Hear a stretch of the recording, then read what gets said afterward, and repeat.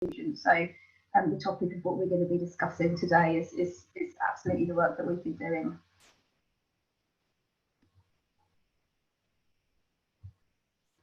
Now I'm doing the mistake as well.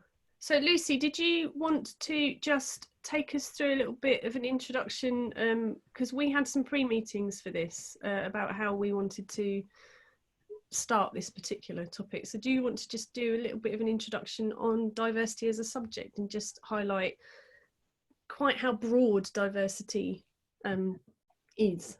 Yeah, well, so Nick asked me just to talk about what we're talking about when we talk about diversity today, because it's always very important, I think, when you're having any kind of conversation around the topic of diversity, to be clear about what you mean by that word. And diversity as a word is it's a bit of a slippery one, and it tends to be used to mean different things at different times, and it's sort of valid to be used differently in different contexts. So sometimes you might find you're in a conversation about diversity and the word diversity is just being used to refer to race and ethnicity. At other times you might find that a conversation about diversity is about race and gender and disability. At other times it's involving class or socioeconomics. And sometimes a conversation about diversity is really looking very broadly across a very, very wide range of differences that exist between people. So everything I've mentioned so far, but for instance, if someone is a parent or has caring responsibilities, age, you might get into as a topic. And as far as I'm aware, the conversation that we're going to have this afternoon is in reference to that very broadest definition of diversity. So we're discussing things very, very broadly here, although we might well find that there are certain areas that draw more of the focus during the conversation. Is that okay, Meg?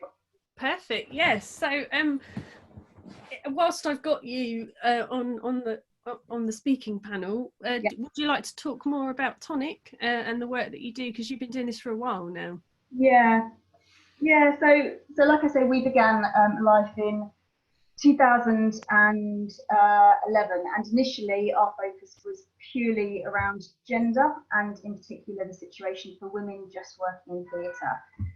And over the years that focus has spread to move beyond theatre to more broadly across opera, music, dance, performing arts more broadly, but also to look beyond gender alone to other areas of diversity.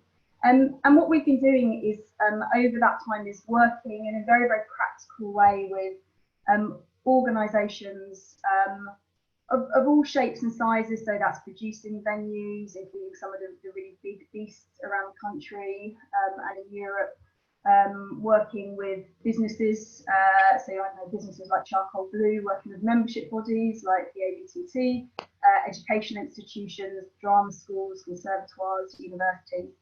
And really all of the work has been about supporting those organisations to move from where they are to where they want to be. And I suppose what Tonic's particular specialism is, or interest is in really understanding what it is about our structures, about how we run our organisations, about how we work, about how we make decisions, about how we communicate, about how we make decisions about what our taste is, how all of those things might create barriers to diversity and inclusion. So really understanding all those structures that underpin everything we do, really scrutinising them, understanding where they create barriers, and then trying to shift them and reimagine them. And sometimes that's quite small tweaks, sometimes it's really kind of much bigger changes to the machinery. So the way that we work with organisations varies on a case-by-case basis. Sometimes it is just a one-off interaction. It might be that sometimes the organisation just goes, can you come in and run a particular piece of training for us? Or they might have a particular challenge, like, well, we tried to set up a staff equality and diversity forum and it's not quite working and it's not yielding results. Can you come in and look at that and help us sort of untangle a few knots? or we feel like we need to write an equality action plan, but we've got no idea where to start, or we have an equality action plan and it's rubbish, no one ever looks at it and no one can make sense of it. So sometimes we'll come in and do those one-to-one interactions. Often though, we tend to work over a longer period of time with organisations. So some of our partner organisations, like the National Theatre, like the Royal Opera House, we've been working with now for a series of years. And often with organisations, it's about taking them through processes. So it's about, first of all, working with them to identify what the imbalances are within their organisations, and really trying to be clear on that, rather than just basing that on your perception, what you think you see or what you think you know about who, for instance, is working for you or who's in your casual pool. Really actually getting some concrete information on that. Then when there are imbalances, supporting organisations to understand why that might be the case. And that moment of understanding is really, really crucial, because it's very easy, you know, you see an imbalance, you want to create change, and you sort of go, oh, let's do this, and you sort of go, let's make, I don't know, a commitment to this, or let's set up an initiative that's about that. And it's often really well intentioned, but it can mean that it's not actually what's most needed, because someone's sort of gone tearing off full of enthusiasm and, you know, and desire to make change, but it's not really grounded on properly understanding why is it that you've got the problem in the first place. So we do work with them on that, and often that is about supporting them through a process of reflecting on themselves. I think it's often easy when you look at your organisation or your department or your team and you perceive that there are imbalances, or you've got a deficit of certain groups of people, to sort of assume that almost the issue is with them, they're not interested, or they're not quite confident enough, or if we just give them a bit of encouragement or, you know, a bit of support, then they'll want to come in. And sometimes, you know, focusing work in that way is really useful, but far more often it's the most important thing to do is to reflect on yourselves and really take time to check, well what's the culture in our organisation or team or department, or how are we expecting people to work? What are the working conditions like? What does it mean to work here? So we'll work with organisations through that process. Then there's work that we'll do with them about gaining knowledge and insight that they need to understand how to change that. And then very often we'll work with them to create alternative ways to do things.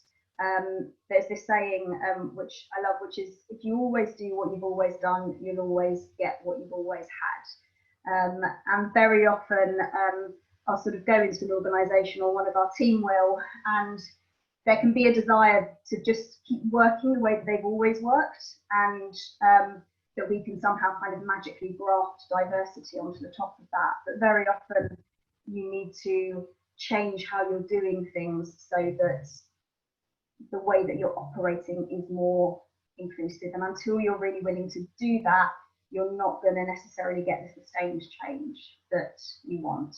And then we'll also do work with organisations, really helping them through that process, particularly if that's a big process, because that's about change. And change, anyone who's in this webinar who has overseen a change management process of any kind will know that that's a complex thing to do, and you need to put things in place to sort of keep your focus, stop yourself veering off, and to give yourself kind of proper check-ins along the way. So we'll also support organisations in that way. Great. I know that you've been supporting GSA a lot. You've been chatting to Sean, so I know we're very grateful for Tonic's support on that. Lovely, thank you. I'm sure Lucy will be able to answer lots of questions later on, but I'm just going to introduce you to Andrew Miller. So Andrew, if you could introduce yourself and talk to us more about your We Shall Not Be Removed campaign. Thanks, Mick, and good afternoon, everyone, from cloudy Northamptonshire. I'm Andrew Miller. I'm the government's disability champion for arts and culture, which doesn't mean I work for the government, but it means I'm a champion for disabled people working in arts and culture. I'm a National Council member of Arts Council England and also the Arts Council of Wales. I am also a board member of Welsh National Opera. And I have recently been responsible for setting up a new national movement called We Shall Not Be Removed, which I'll tell you more about in a second.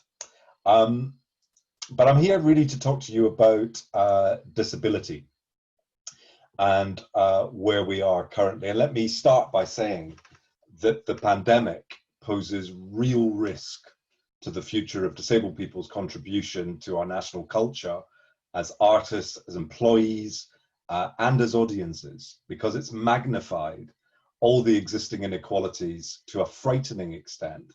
And it's revealed how little leadership there is for disabled people in the UK, as our voices simply didn't register as this crisis developed.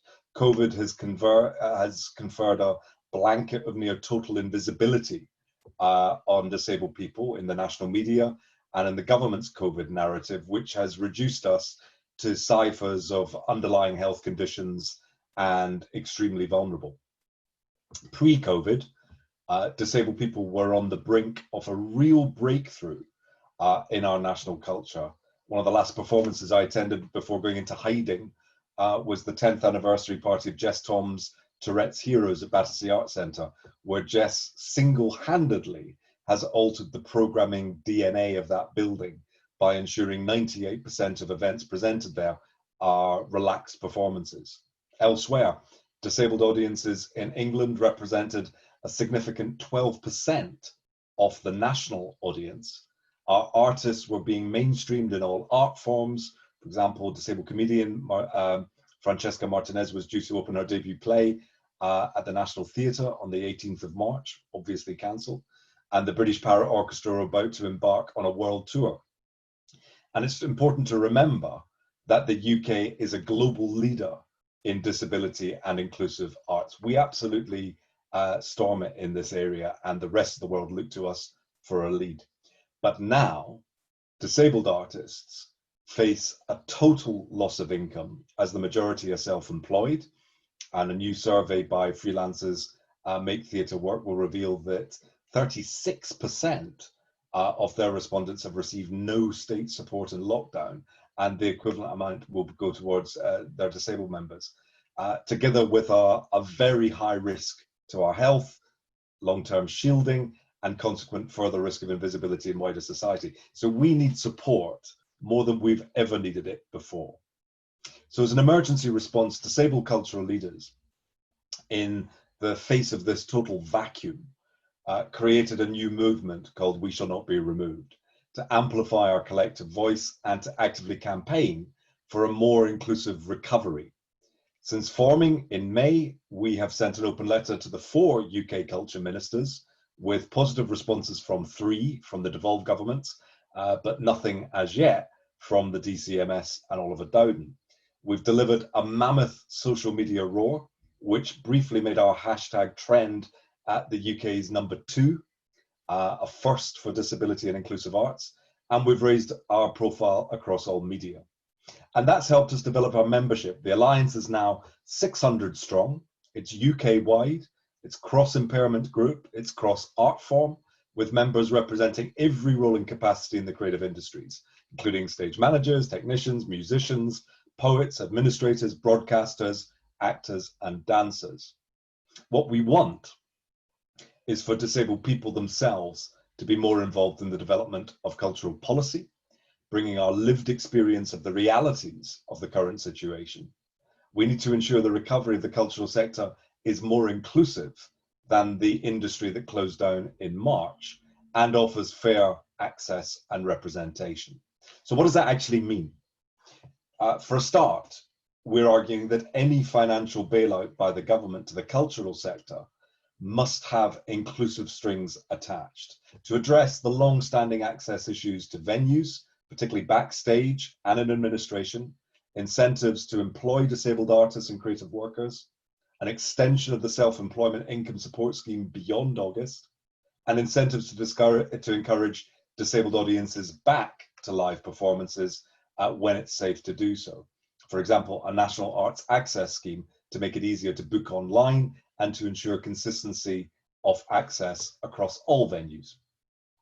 Colleagues might also be interested in a new survey after the interval Act 2 from Indigo Consulting, which is documenting responses to returning to live audiences in the UK. And its latest iteration is published tomorrow. And it's the first insight into the thinking of disabled audiences ahead of reopening. The headlines are 77% of disabled audiences consider themselves to be vulnerable to coronavirus, whilst only 28% of non-disabled audiences do. So that conveys vastly different priorities and concerns between disabled and non-disabled audiences. And with good reason, as disabled people account for over 1/3 of all coronavirus deaths in the UK, a shockingly unreported statistic. A full quarter of disabled audiences will not consider returning at all to venues until a vaccine is in place, but a majority will if social distancing and appropriate hygiene measures are put in place, such as availability of hygienic toilets, priority access in queue management, that sort of thing. But taken as a whole, the survey suggests there is a slump in disabled people's confidence, and that presents a major problem for the arts sector, because losing up to 12% of your audience isn't good news for anyone. In conclusion, I'd suggest that as every ticket sale will count when the recovery is underway, it will never have been more vital for our venues, museums, galleries, and our cultural infrastructure to remove all the barriers. And indeed, given the scale of disabled audience and the strength of our purchasing power, it's both a moral and commercial necessity. Thank you.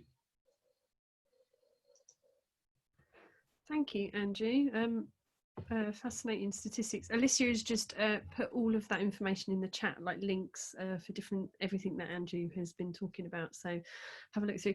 Andrew, you do have one question in the Q&A section, actually, that you might want to. I wonder if it's worth, just as it's only one, just having a look at it now. Do you want me to read it out?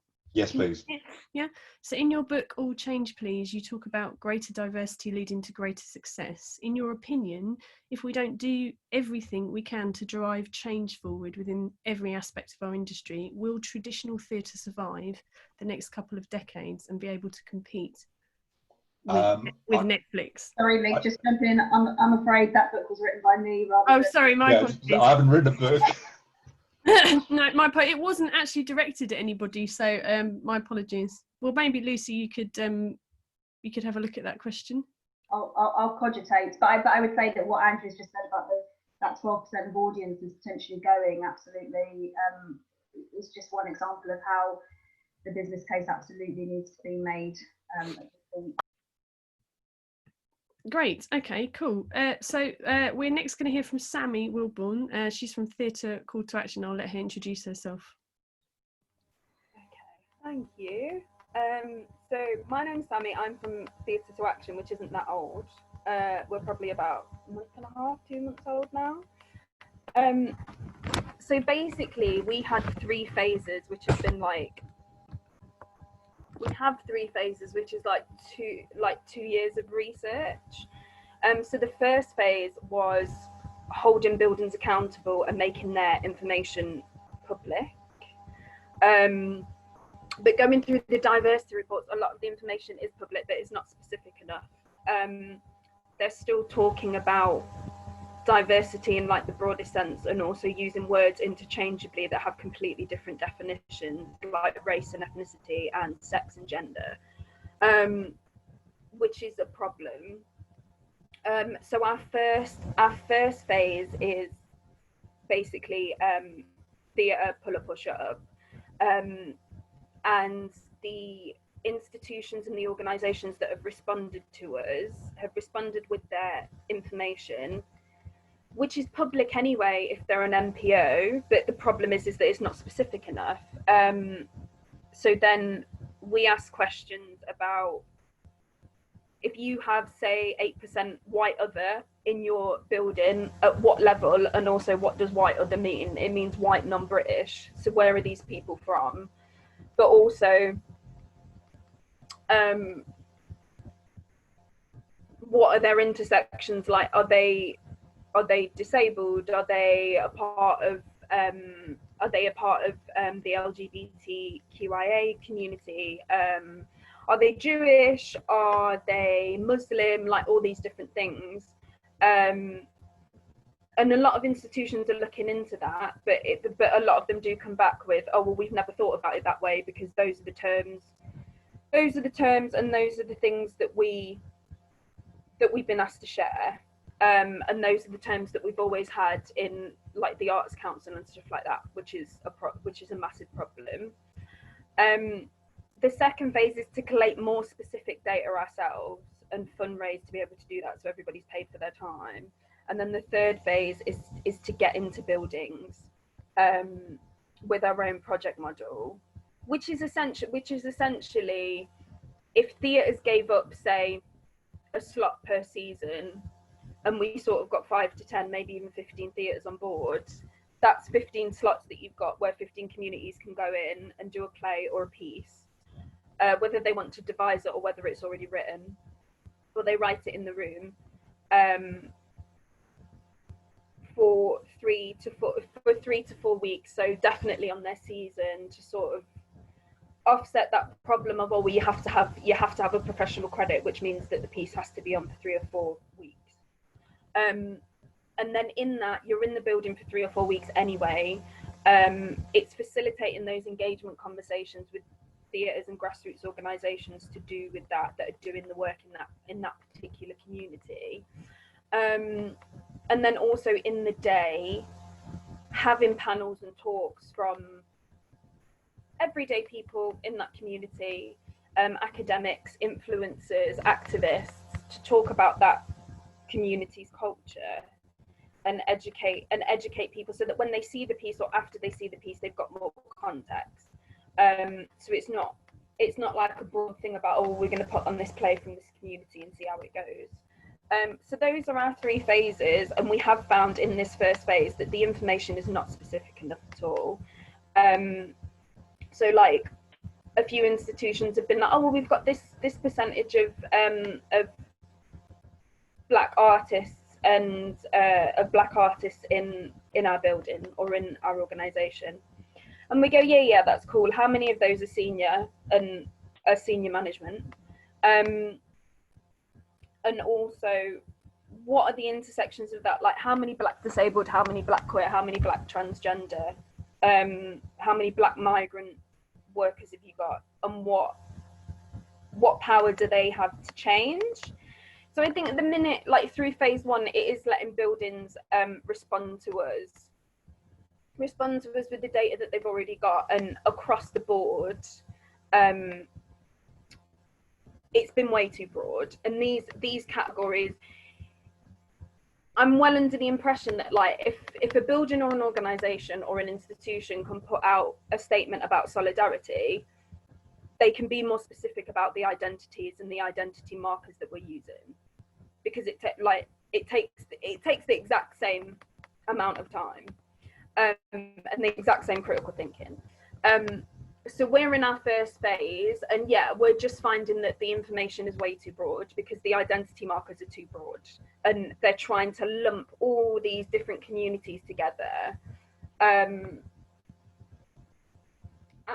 they're not, like, even the religion one, like the religion one's an interesting one, because we're not, like, that's not specific enough either. So they'll say that they've got like 10% of black artists or black people in their workforce, but they won't say how many of them are Jewish or Muslim or Christian or any sort of like marker like that. But looking at the form, like, you do have to fill that out.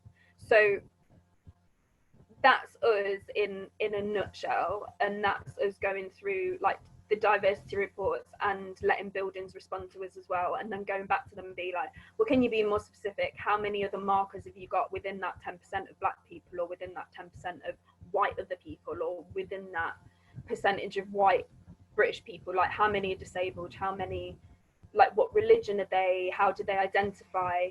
And going through all that stuff. And we have found that it's way too broad. And even when they're reporting back the information, they're not taking in all the different intersections, which I think is a huge problem. Yeah, so that's us in a nutshell, on what we're doing at the moment and what we hope to do. That's great, Sammy, thank you. And hopefully some of you will have some questions for Sammy later on. We're now going to head over to our first union, BECTU, and we're going to hear from Janice. Great, well, thank you very much for inviting me. My name is Janice Turner. I'm the Diversity Officer at BECTU. In case anybody is not familiar with BECTU, BECTU is the national trade union covering people who are sort of backstage in theatres. So we don't represent actors or musicians or journalists, but if you do anything else in theatre or film or television, then BECTU is the union for you. So BECTU has committees representing 4 different diversity characteristics. We have the Black Members Committee, which I organise. We also have a Women's Committee, an LGBT+ committee, and a Disability Committee. And so what I'd like to talk to you about today is what BECTU has been doing in relation to race equality and representation in theatres and the arts. So where we started with theatres was we recognised as a result of there are quite a few studies that have come out that quite clearly show the underrepresentation of BME people in the workforce in theatres, and particularly in London, where the BME population is about 40%. And unlike television, where there are several thousand BME workers, predominantly freelance, where the issue is they don't get the same opportunities or promotion, in theatres there really is a very substantial shortage of ethnic minority workers. So in the theatre industry, BECTU set up a working group of experienced theatre reps and representatives from the Black Members Committee. And it spent some time looking at how theatres tend to recruit in practice. And I was actually cheering Lucy Kerbel on, actually, when she was making her intervention, because a lot of what she was saying was really closely aligned with what we were doing and our thoughts as well. So we were looking at how theatres tend to recruit in practice, and we found that a lot of theatres have very small HR departments, so they don't have the resources to come up with sophisticated diversity initiatives themselves. And so we didn't want, as a union, just to stand there and say, well, that's not good enough. We thought that the most constructive thing we could do was to help theatres to develop a fair and transparent recruitment strategy and work out why they haven't got a diverse staff. And so what we did through our discussions with the working groups, we developed the Theatre Diversity Action Plan. Here's one I prepared earlier. And we also did it bilingually as well, so we did it in Wales as well, and I'll put the web link up shortly. And the purpose of the Theatre Diversity Action Plan, which was launched by the Mayor of London, Sadiq Khan, and Adrian Lester and Kwame Kwei-Armah, who obviously is Artistic Director at the Young Vic. It was also approved by the lawyers at the EHRC as well, just to build confidence from the employers. The idea of it was to help theatres. It's a simple step-by-step guide to help theatres analyse whether they've got a problem of underrepresentation, and if so, what's causing it. For example, is it that they get a lot of BME job applicants who don't get through, or was it that they've got no applicants in the first place? So we take them through that and then work out how to address that. And we were delighted that when we launched it, that 131 theatres from England, Scotland and Wales, including nearly all the West End, decided to sign up to it. But then we recognised that it's fine for theatres to work through the plan, but if at the end of the day they've started advertising their vacancies, but they don't get any BME applications, then they're no better off. So we felt that what we needed to do was then help the theatres to see if they can attract more ethnic minority job applicants. So the next thing we did was we created a partnership between the union, the Department for Work and Pensions, and the job centres initially in London. The job centres provided one email address, and so the union then brought the theatre employers in London together and said to them, basically, send all your job vacancies to this email address, in addition to whatever else they're doing. And that vacancy was circulated right across the London Job Centre network, encouraging BME people to apply. And that was only done last year. And in the few months that was going before lockdown, unemployed people really did start getting jobs in London theatres. So we were really pleased with that. And so, as I've just said, we also did a bilingual version of the action plan and launched it in Wales. And we set up the same partnership with the job centres in Cardiff.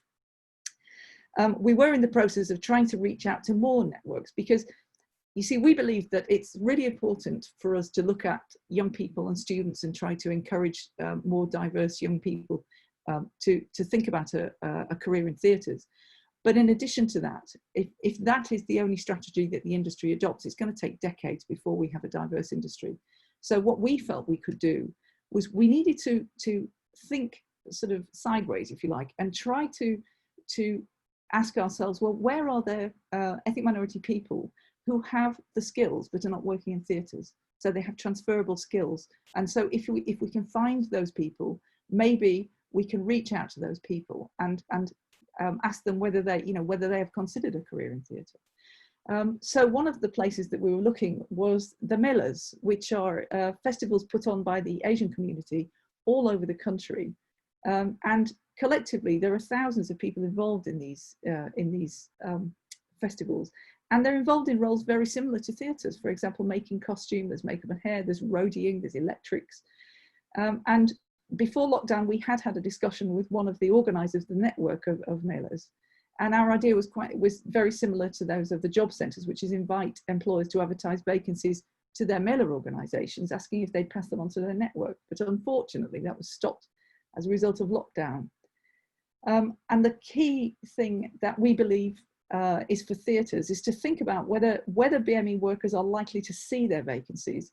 And if not, how can they reach them and encourage applications? And that's been the sort of focus of what Bectu's been doing in theatres. I don't know if you want me to stop there or if you want me to say a little bit about film and television. Well, you can carry on about, I think we don't want to exclude the film and television world at all. Yeah. Well, because we've been working for many years actually in the film and television arena on race diversity. And as I was saying earlier, there are many BME professionals trying to earn a living in an industry where who you know can be more important than what you know. And one key intervention that the Black Members Committee did over the years was they've tried to address this problem by setting up meetings between BME professionals and industry executives who could hire people or commission programs. And we called that Move On Up. They were really quite enormous events taking months to organise. The biggest in 2010 involved timetabling 1,000 meetings in one day between 250 ethnic minority professionals and 100 executives from BBC, ITV, Channel 4, Sky and many others. Over 10 events in 12 years, we set up about 6,000 meetings between 2,000 BME professionals and 800 executives from across broadcasting, film and news. Now, one wonderful development that's happened with the union in the last few weeks since the Black Lives Matter campaign came up was that we've had a huge number of people and organisations who've emailed back to, and our members, and who've emailed the Black Members Committee asking if they can help to take action for race equality in our industries. It's been wonderful, and I think this has been a widespread thing that's been going on. And so BECTU has been encouraging our branches, particularly in London Production Division, to take action. Our union branches in London in film and television are organised by craft. So for example, we've got a camera branch, hair and makeup branch, sound branch, costume and wardrobe branch. And because of this, these branches, they actually have the power to make a positive impact themselves on the recruitment of BME workers in film and television production. And that's because the people who do the hiring in a department are actually members of the same branch as the BME people who should be getting equal opportunities to build their career. So the Black Members Committee has looked at its Move On Up model, and because of COVID, we suggested that perhaps we could do Move On Up on Zoom, or as somebody called it, Zoom On Up. And branches could do a small scale event where they line up some hirers and invite BME professionals to have one-to-one chats with them on Zoom. And I'm delighted to say that it's actually today that BECTU's costume and wardrobe branch has been the first off the blocks. Today, they've just finished the first leg of a 3-part Zoom On Up event. It was a 90-minute event today and two more sessions tomorrow and Saturday. And I dropped in on it early and it was going really well. So we're talking to other branches about doing these, and there's a lot of excitement that actually in an overwhelmingly self-employed environment, we don't actually need to wait for big companies to do something in film and television production. We actually have the power in the union to make these changes ourselves. Although we are obviously talking to the broadcasters as a union on various initiatives in relation to that. So there's a lot going on in BECTU, and there's a lot more planned. Annie, do you mind me asking the different branches and sections that you have in the TV and film section? Do you have any plans to do that in the theatrical section? Because I know that that particular section would probably very much welcome the. Do you see what I'm do that? You know, it sounds what you're doing in TV and film is great, and I, as an advocate for theatre, I'd be like, do that. That sounds fabulous. Do that for theatre. Well, we would be thrilled to do something like that in theatre. So if there are any BECTU members listening who are in theatres, that would be great. We organise in theatre slightly differently, because in film and television in London, as I was saying, it's costume, wardrobe, hair and makeup, sound, camera. In the theatre industry, the BECTU branches are organised by theatre. And so actually, although that's different, I'm sure that BECTU branches in theatres could, talk to us in a very positive way about how we could adapt this, because the whole idea of this is to adapt it to people's purposes. So we've got the Theatre Diversity Action Plan, which hopefully their theatre will have adapted. And when I finish speaking, I'll put the web link to it up there. But there's everything to play for. I mean, COVID-19 has been a tragedy. It's been absolutely desperate, and what it's doing to the theatre industry is just terrible. But going forward, we have to look to the future, and at the moment there seems to be a new willingness on the part of many people in this country to really make a change. Thank you. Right, it just stands that if we've heard from one union, we should hear from the other. So, Ian, all yours. That's great, Mick. Thank you very much, and great to follow Janice as well, who I'm really, really proud to work with on many of the initiatives that our respective unions kind of mobilise around. So I have a similar role to Janice. I work with our qualities committees, but basically my role at a national level is anything that's policy, strategy and campaigns that relates to our members. So members are actors, performers and other creative professionals, including stage managers, directors, designers, choreographers. So a very wide, diverse membership. What I wanted to do really was focus on where we are currently as a union, and particularly in response to the so-called roadmap from the DCMS, because to use Andrew's language from before, we do have a massive leadership vacuum in this country when it comes to this sector. And without wanting to sound problematic, the roadmap is the vacuous representation of that vacuum, because what it represents is a total failure to think about the needs of the workforce.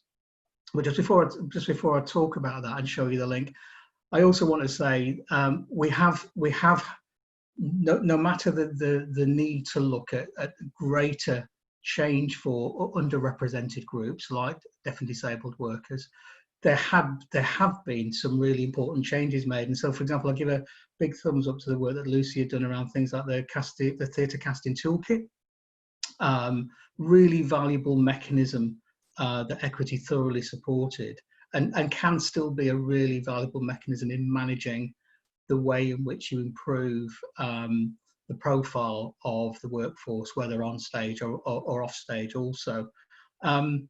But one of the things I would want to say, just before I start to talk about where we are in response to the roadmap, is Equity also thoroughly supports the We Shall Not Be Removed coalition, and all of our activists on our Deaf and Disabled Members Committee are fully involved in that particular campaign, because it's our best bet at ensuring that the voice of deaf and disabled creatives across the sector is heard, and heard loudly. So what I just want to do, I don't want to make this too boring, is I just want to show you a screen and Alicia is going to show you the link to this screen, which is just really an introduction to where we are as a union in response to the roadmap. But I think what I should also say is that where we are as a union, that even as of today, is negotiating with employers on what is an unprecedented scale of job loss, particularly through redundancies in theatres as well. So for us, the whole debate about equality and diversity and what we face losing, no matter that it's only incremental change, but still positive change, is very live and real. So for us as a union, we are very clear about 4 pillars that we're advocating through all of our consultation with DCMS and directly to the Treasury as well. And it starts with, as you can see there with number 1, workforce protection. If we're going to maintain the incremental changes that we've got, then we have to think about the sector as its workforce, first of all. That for us is the maintenance of work that we started right at the very beginning of the lockdown. If you just have a look at these points here, it's about the continuation of the job retention scheme, the continuation of the self-employed income support scheme, but particularly, and this is a really important point, to fill the gaps, particularly in the self-employed income support scheme. One of the things that we've just done is provided financial support, for example, to the campaign by the group Pregnant Then Screwed for its judicial review into the discrimination that women faced, women who were on maternity leave during the three years that you use to calculate your income for the self-employed income support scheme. Those women are classic examples of groups of workers who've fallen through the gaps. So it isn't just about continuity of the schemes, but it's also about acknowledging that large groups, including groups of our members who are deaf and disabled, were never supported during the long period of the lockdown in any case.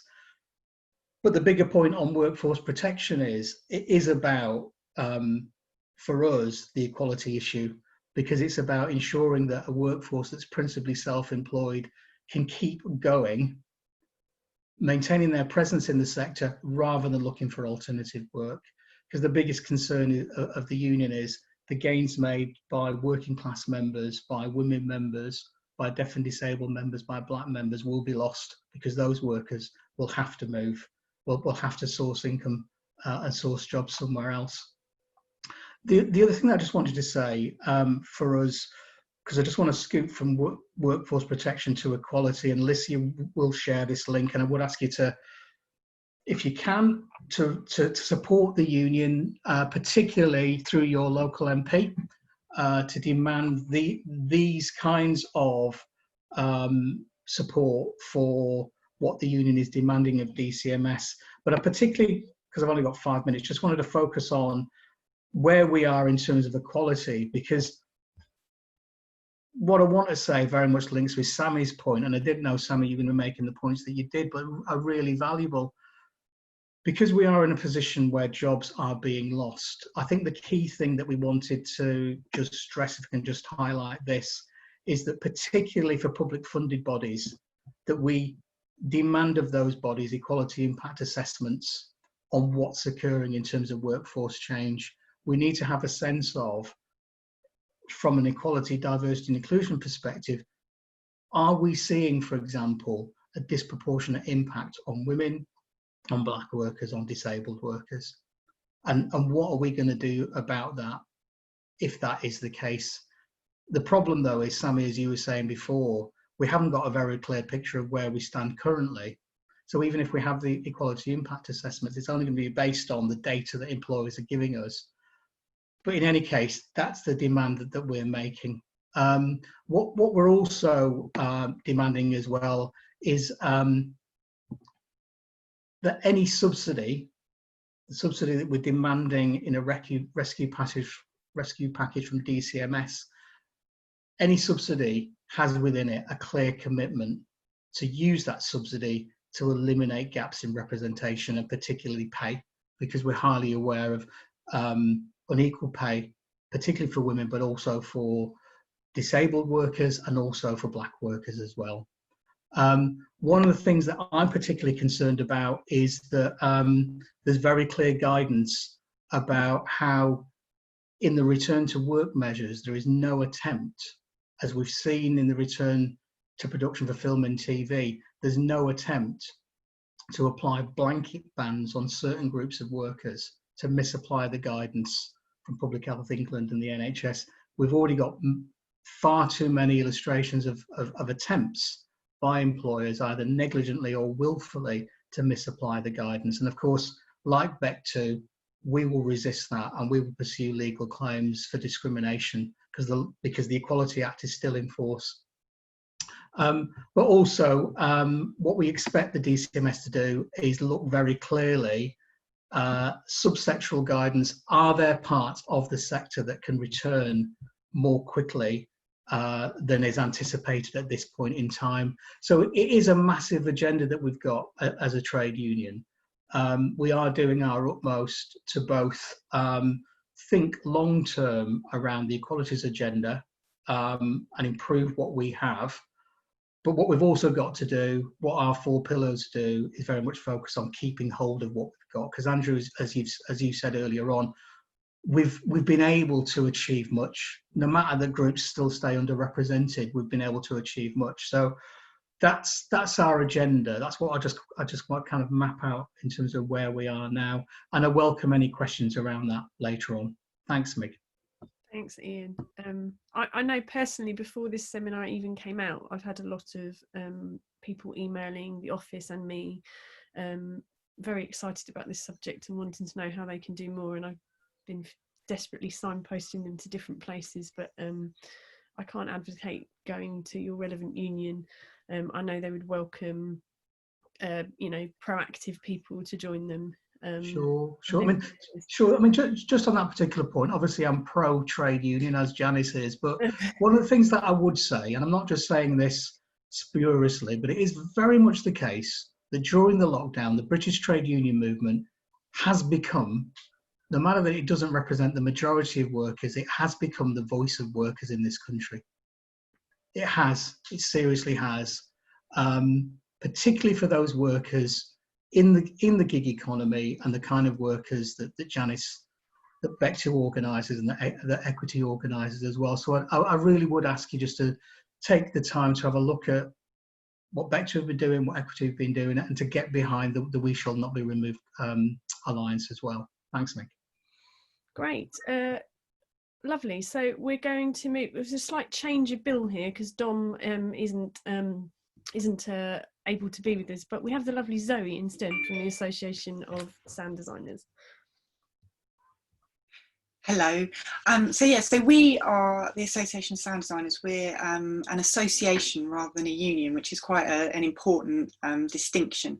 So we offer support and community for our members who are in the majority theatre professionals. So we have future professionals who are in some way trying to enter the industry, and then we have our professionals who are anything from production engineers or radio mic runners or sound designers or anything in that blanket of sound for theatre. A lot of our members are diversifying how they work. So you would do some of your work in theatre, but at the moment a lot of our members are doing events or broadcast, all those things, and then we have our associate members who are just interested parties really. So but the majority of our community are sound engineers in theatre. So we like I said, offer support and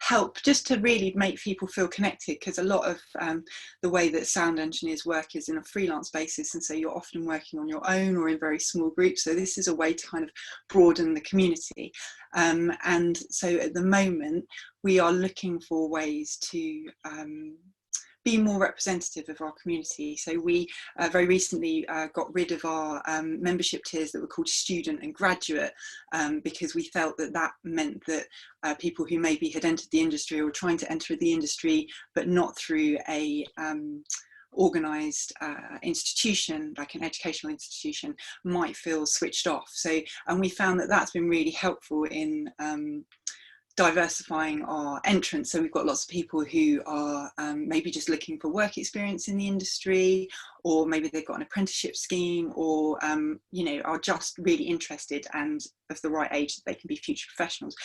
So really today we were just looking for more ways that we can make changes that are going to really help our members and maybe help us to you know, talk to people who had never even thought of theatre as an industry that they would want to be in, and how we can yeah, make our community more representative.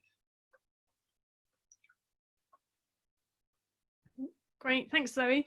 So I'm just going to move over to Jay now. Hi there, my name is Jay. Mig has kindly asked me to talk about an action working document that RADA has released recently. So I'm kind of wearing three hats here.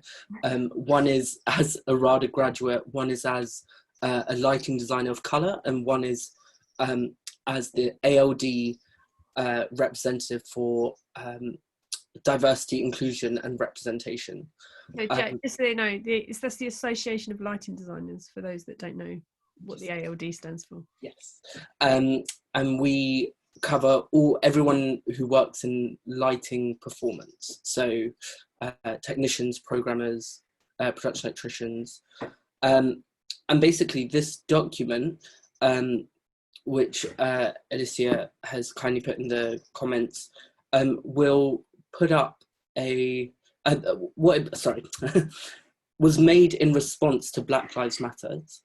And it's an anti-racism document that acknowledges where the institution has gone wrong so far and what changes we can make going forward.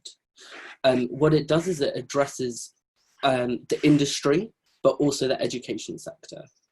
The main things that it covers is how a lighting department can take the first step in making a change.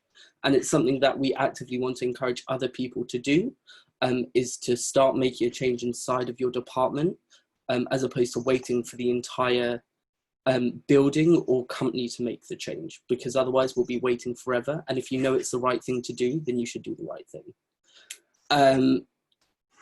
So another point that it addresses is how at an education level, how we haven't been educating correctly and covering all bases. So we cover a lot, for example, a lot of European history of theatre, but not a lot of world culture in theatre. We don't cover how to light people of colour properly. It's breezed over, or you're just kind of left to do it. And it's something that we all come across, whether you're a technician and working in a venue, you still have to do it. If you're working in a school, you still have to do it. But it's never spoken about, and that's what we're trying to change. And then I think the last couple of bits that it really addresses is what parts of our industry we need to update, and how we've become very systematically racist in this community. Especially a lot of our terminology is not sensitive to different cultures, and how we need to adapt that and change that going forward.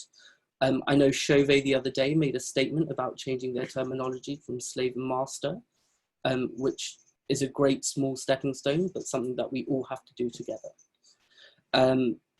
And also inside of this document, there's some really great phrasing of educating ourselves, and also acknowledging the imbalance inside of our teams. I know this has been spoken about by Janice really well, is just realizing the problems that you have in terms of diversity and doing something about it.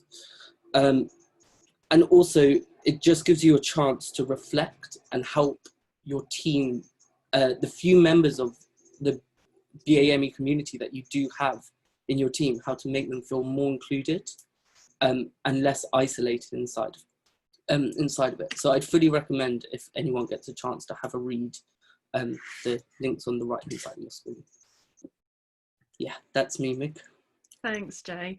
It's really lovely that you could come and talk about it, as obviously my practitioner is in lighting, and I found it a really enlightening and fascinating read. It certainly encourages you to think differently and highlight some things that you just sort of took for granted, which I think is the key to this. Yeah. Lovely. So hopefully you've all heard about the phenomenon of StageSight, and we've got Emma here to talk us a little bit more about that.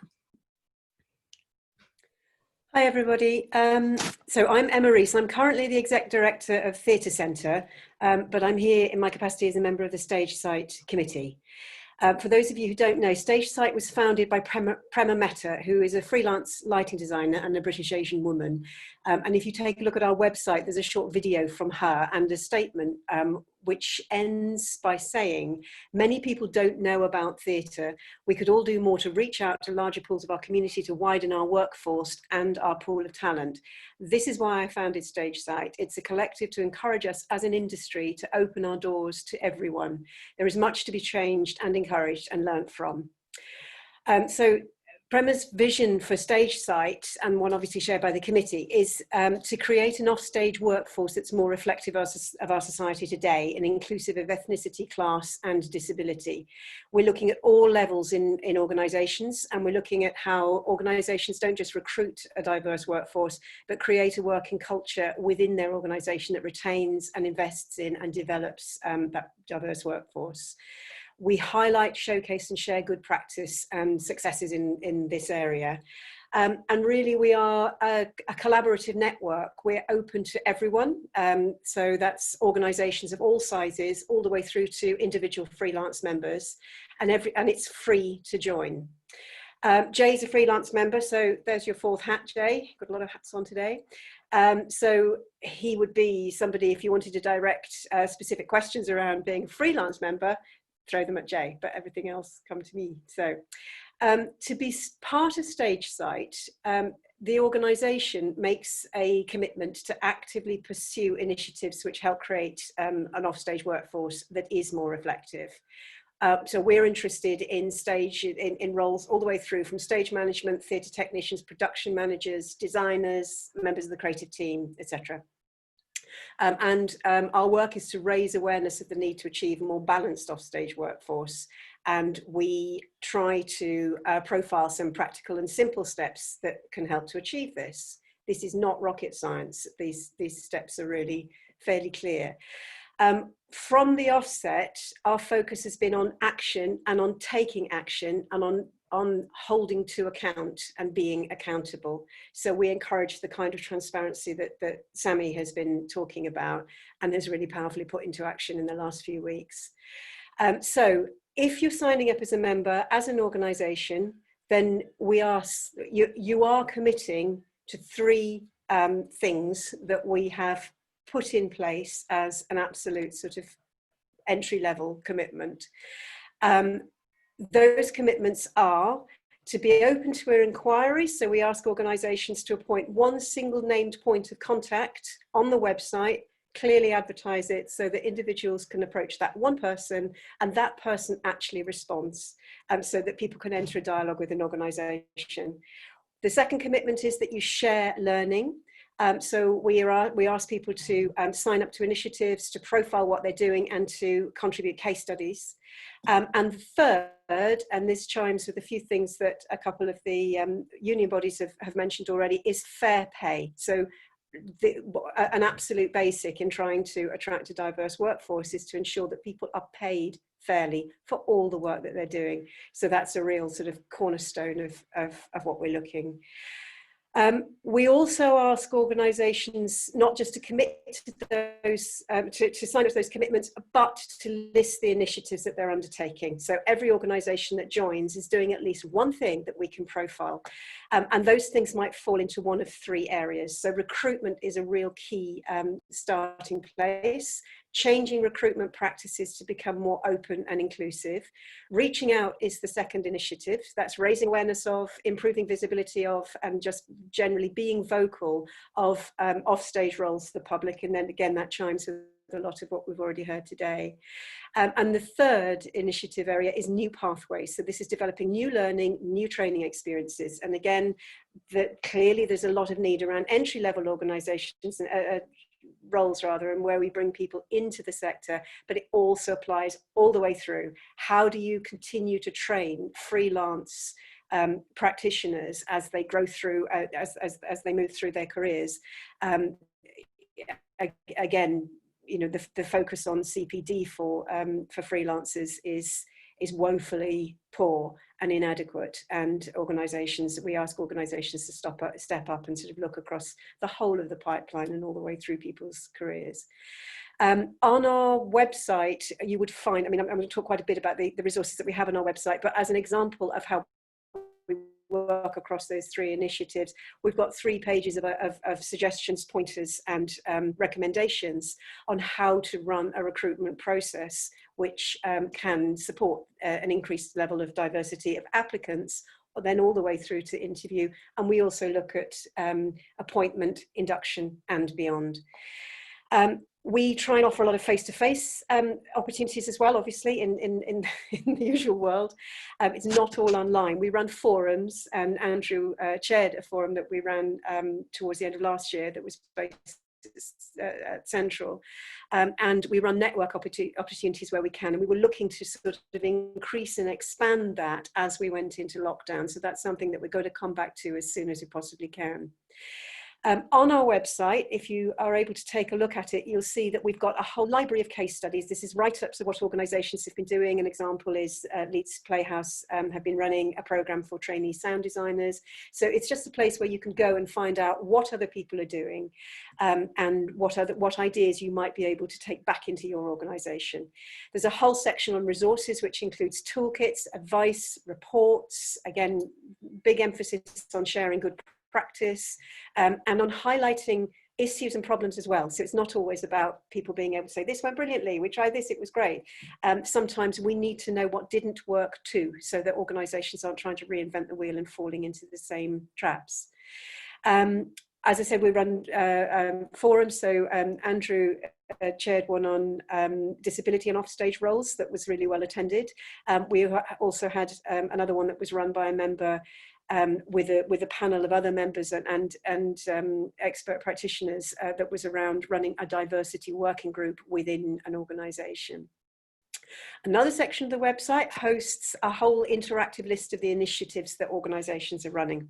So you might find, you can hop around and have a look. You might find one organisation has one initiative. You might find that another organisation might be running 5 or 6 different initiatives with a focus on those commitments that we have been looking at, and those 3 areas: recruitment, reaching out, new pathways.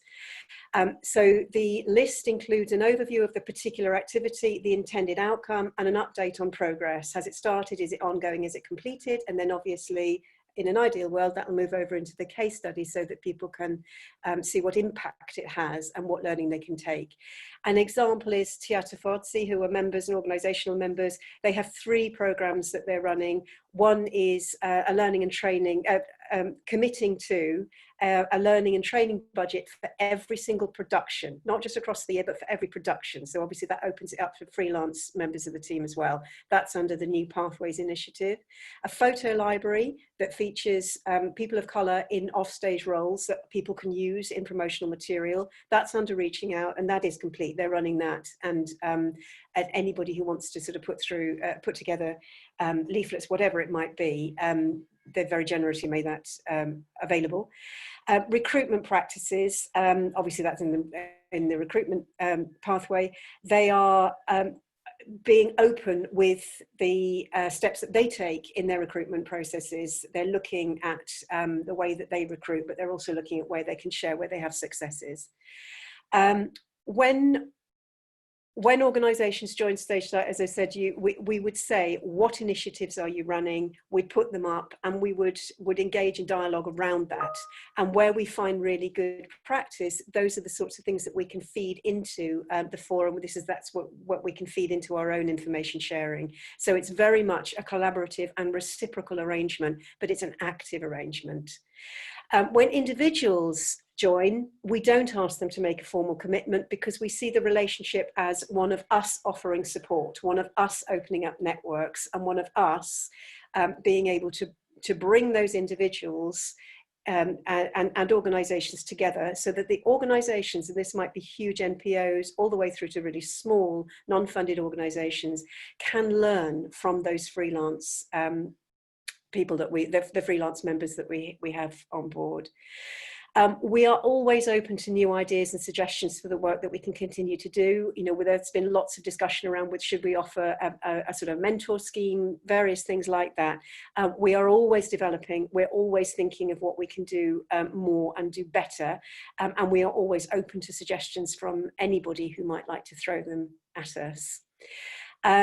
So, as I said, one of the key things is sharing the learning, and we look through the case studies. As I said, we ask you to look through the case studies as well. We can really highlight something that has worked. And sometimes it's the obvious thing, sometimes it's something which really hasn't been obvious until you do it. Where I said much earlier, none of this is rocket science. There's so much around where people advertise for roles, for instance. There's so much around the way that we write job packs, the way that we create a recruitment process. Recruitment processes very often look at narrowing down rather than keeping the filters as wide as we possibly can all the way through the recruitment process.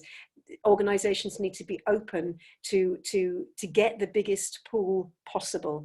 One thing which I think is a really, really strong thing, I've always felt it myself, and I heard a really good example of it just this week, where an organisation had received a lot of really strong and good applications, but they were not from a really broad, diverse field of applicants.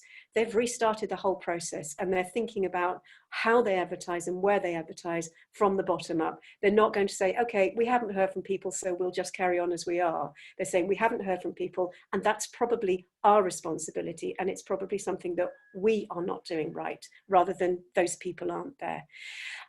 Where organisations are very, very brave, they share what went wrong. And as I said, again, this is one of the really key areas where if people are open, and if organisations are open to sharing about the mistakes that they have made, there's such rich learning there. And I would always encourage organisations to feel they're not exposing themselves, they're actually holding themselves accountable, and that's only a positive and a good thing. Just two final points. The other thing that we obviously do is ask our members to subscribe, to follow, to share, and to advocate for the work that we do. If you were to go onto our website straight away, possibly, you would see how to sign up and become a member. And I'd really strongly encourage you, whether you're an organisation or a freelancer, to do that. Thank you, Emma.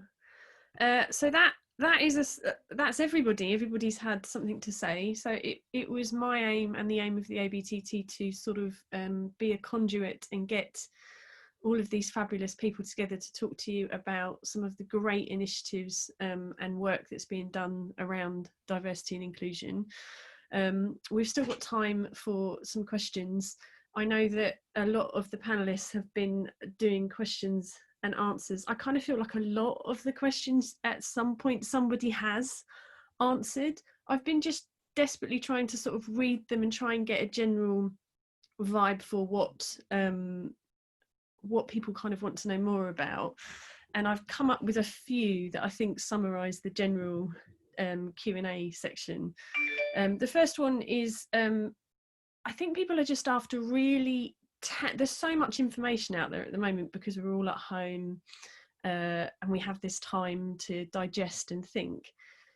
Could our panelists offer one or two things, really practical things that people can go away and to do to promote diversity in recruitment? So obviously we've got a lot of people here from the Backstage community, and they're saying what can they do to help recruit, be more diverse in their recruitment process. But I mean, I could extend that to actors or whatever. That's not a problem. So I just wondered if one or two of you could perhaps give really tangible, practical things that people can apply to what they do when they eventually do get back into the workplace. Yeah, you'll have to unmute yourself unless you would like me to do that. Thanks, Meg. Sorry, I don't want to repeat what Emma said before, but equity is financially and practically backed StageSight, because I think where we are now as a country, we do look like we're going to lose some of the gains that we've made. no credible organisation should resist membership of StageSight. You shouldn't possibly not think about reviewing your employment practices. Knowing StageSight well and knowing the three asks of any organisation, they are in the first instance nil cost. The politics of this work is leadership. It's about a commitment to make change. And I'd suggest that one of the very practical things that can be done is to encourage the organisation that you work for to become a member of StageSight, to sign up to those commitments, to network with others, to look at the case studies, because I've personally welcomed working with theatres to become members and then working with organisations to improve their employment practices. Thanks. If I can follow on, I mean, I endorse everything that Ian just said. If somebody is working in a theatre and is wanting to look at something concrete, I mean, first of all, you can download the Theatre Diversity Action Plan, which will take you through how to end up with a fair and transparent recruitment policy. But the other thing you can do is you can have a look in wherever it is your theatre is based. Have a look at it. Obviously, I'm looking at this from the point of view of race equality. So have a look at where your theatre is based, and ask yourself, how can we ensure that our job vacancies, first of all, that we do have job vacancies that we send out, and secondly, that it reaches the right people. So you would need to look at how you recruit in your theatre at the moment. So, for example, we know that there are some West End theatres where the way that they hire front of house staff is people who know that this is what you do. They send their CVs, they drop their CVs at the stage door. And some of them will simply go around several West End theatres and drop their CV at the stage door, and then the stage manager will, the manager will take all the CVs that have been given in, and they'll look through them and they'll interview. And that sounds great. But the problem is that if anybody doesn't know that's how you get a job front of house, then you're never going to get a job front of house. So there's these kind of well-used traditional ways that people have got their jobs in theatres. So you need to look at them and see whether they are properly inclusive or not, because I would say that's not inclusive. And also, if you need extra people on a casual basis, how are you reaching them? You know, are you simply asking a friend of a friend? And this is where our job centres initiative came in. We were encouraging employers to send their vacancies to the job centre. It's amazing how few businesses ever think about hiring unemployed people to apply, advertising to unemployed people and getting them to put in an application. And if we all ask ourselves, have we ever been unemployed in our lives? I would have probably thought that most people would have said yes, even if it was after you left college. Loads of people have been unemployed for a bit, so people should not be written off just because they're unemployed.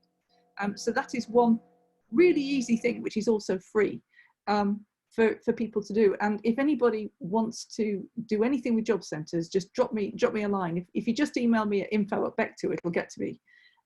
So if you'd like to link up with job centres, let me know and I can fix that up for you. And join Beck2 as well. Lucy, you are.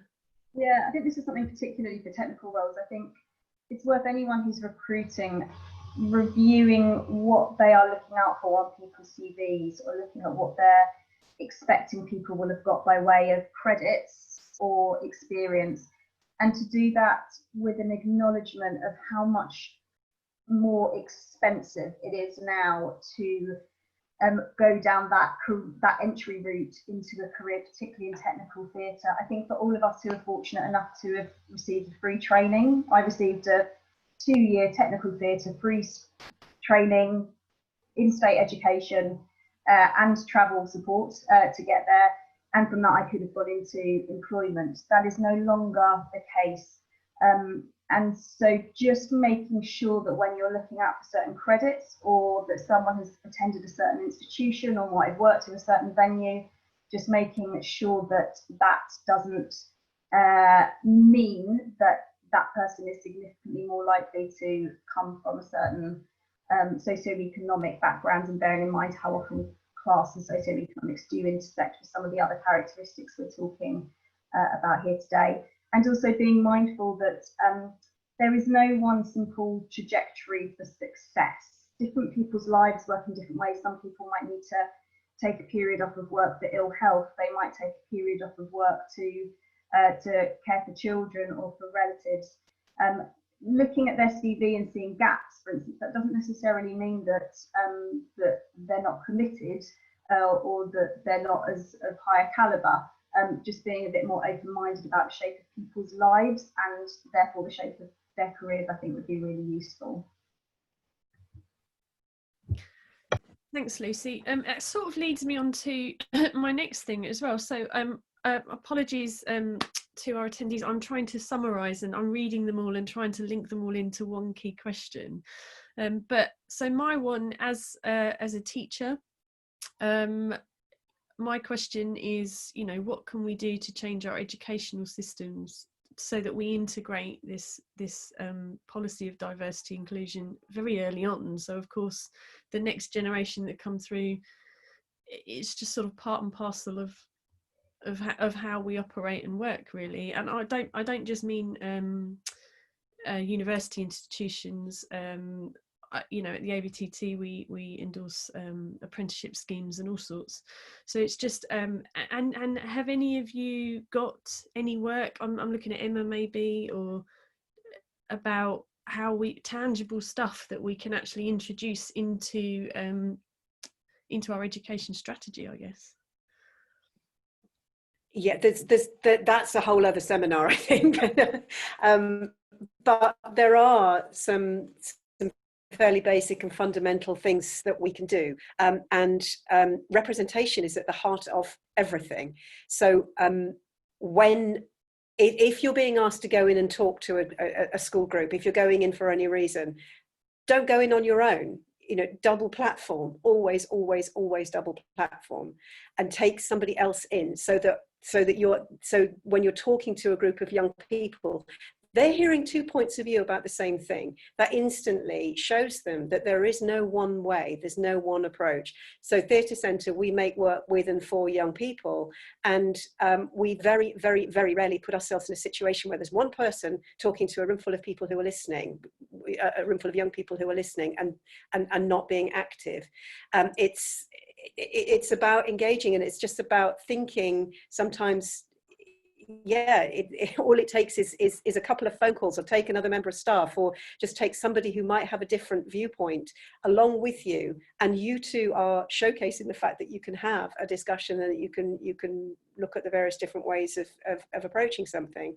In a previous role, I ran an apprenticeship scheme across 14 different producing theatres in London, and we use that group of apprentices, or we work with that group of apprentices to do some absolutely brilliant things to start to overhaul some recruitment practices. So one thing that we did was to get small groups of apprentices looking at job packs from about, I don't know, 40 different organisations, some entry level, some more senior, all the way through to artistic director and executive director. And they just tore them to pieces, saying, what does this mean? What do you mean by this? Do you really need these skills to do this job? Do you really need to say you've got to have a degree or equivalent? You know, what you're asking somebody to say, if you're saying to have a degree or equivalent, they don't have a degree, you're asking them to be 6 times more confident than that person who can just say, yep, I've got a degree. That's a completely unfair pressure to put on an applicant who might be brilliant in the role.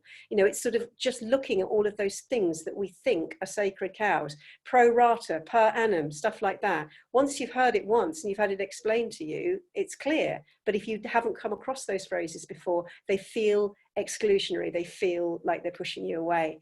And one other thing is something around periods of time that you have to be having done a similar job. And that's crazy. That's expecting somebody to walk into a role and be ready to run with it. But it's also, if you're looking at really senior roles, you know, expected to have been running an organisation of similar size for the last 5 years, you're saying we kind of already know who you are, we just haven't met you yet. You know, we're looking at a particular pool of people that we're recruiting from. So tearing up all of those things helps to just remove an awful lot of barriers really, really quickly. Thank you. So a couple of people have you know, sort of have been telling us about some unfortunate incidents that they've had themselves. So I guess if I could summarise a question on their behalf, I guess what can we do to support the people from all these different diverse backgrounds once we do have them in our workplace? So how can we change? Maybe, yeah, Jay. Hi. I think the first thing every company needs to do when they do recruit someone from a different background is acknowledge that situation and pinpoint where in their institution they need to make changes. Like, I think a really common thing that's overlooked is very often they will be one of the only people in that building of that colour or of that orientation, or of that gender. And there's a huge, I forgot the word, is it paternal? They've got to be looked after emotionally as well. And I don't think companies can just overlook that, and they've got to address it. And if it's at the cost of the company, then the company has to own up the responsibility of it. Was there anyone else that that wanted to sort of tackle that? The general consensus on the Q&A is that people are just looking for very proactive things to do.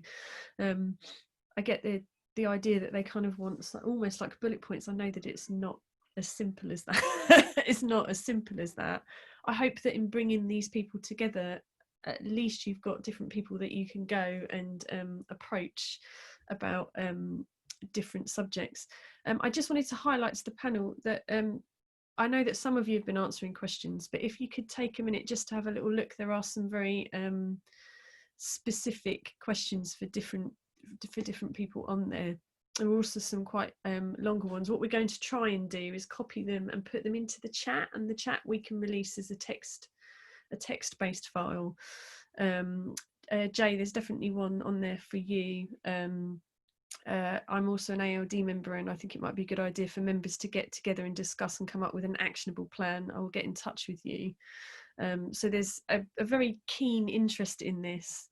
There was also a really interesting one about somebody from the TV and film industry saying that they felt that perhaps the theatre industry was a little behind in its diversity inclusion, because they were just reiterating that they felt that their industry was a little more representative.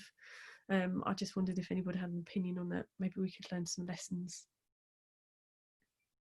Maybe Janice or someone, yeah, because it's. I was just thinking. I think one of the things that BEC2 has certainly learned and campaigned for across film, television, and theatre has been transparency.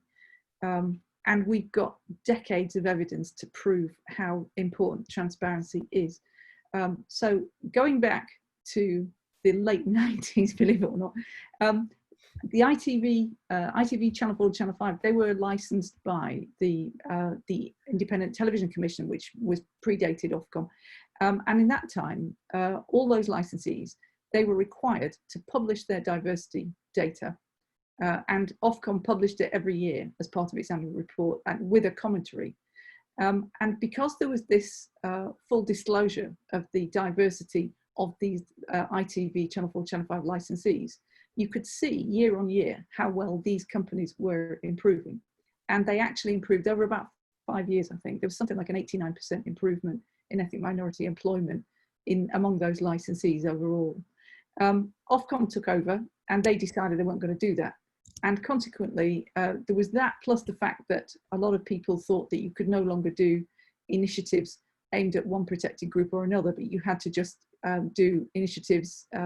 You could either choose which protected group you could do it with, or just put everybody in together. The result was that in the 6 years from 2006 to 2012, there was a 31% decline in ethnic minority employment in creative television. And between 2009 and 2012, 16,000 more women were employed in television, but 2,000 ethnic minority workers left. And that was the difference between publishing data and holding companies to account and not publishing data. And consequently, BEC2 and Equity and the other entertainment unions believe it is really important that instead of just having general statistics for, you know, there are you know, 7% ethnic minorities in working in TV drama.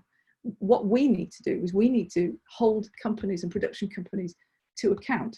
And so what we should be seeing is how many women or ethnic minorities or disabled people are employed on Coronation Street, for example, or you know, or in other programs. That way we can see how well the people responsible for hiring on that production are doing.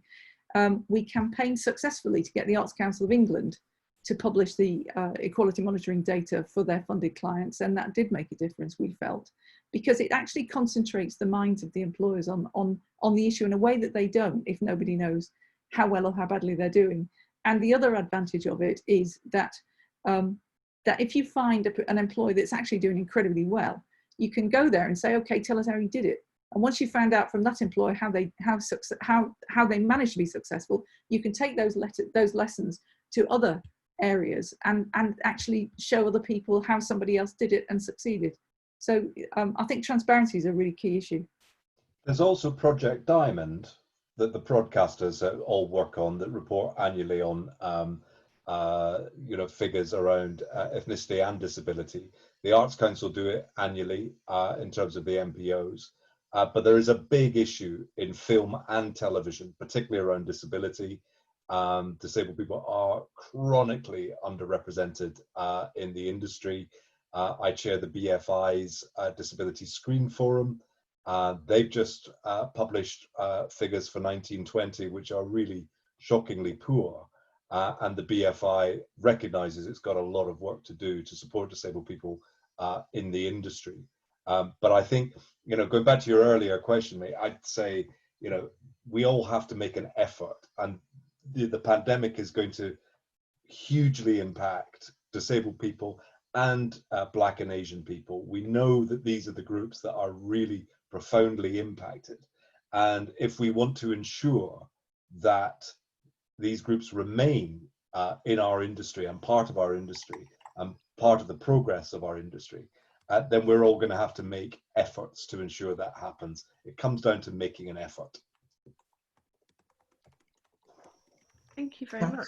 Thanks. Can I just come in on just thanks, Andrew, to one of the questions about the informality of recruitment processes, because I think it's very much linked to what Andrew just said and what Janice said, which is there is a large extent to which across the entertainment industry there's a retention of employment practices which quite simply have been banished in other parts of the economy. The whole issue about informal recruitment practices absolutely is intrinsic to discrimination, because if you're not part of a network, how do you know that a job's available?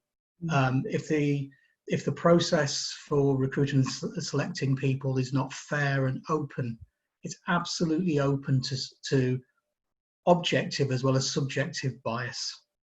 And one of the things that I would say is that if anybody does come across a situation where an organisation, regardless of how small it is, or definitely how large it is, employs practices to recruit people to jobs and they're not open and transparent, then there's the possibility there of, certainly from equity's point of view, I don't want to put Janice in a similar position, of pursuing a legal claim for discrimination.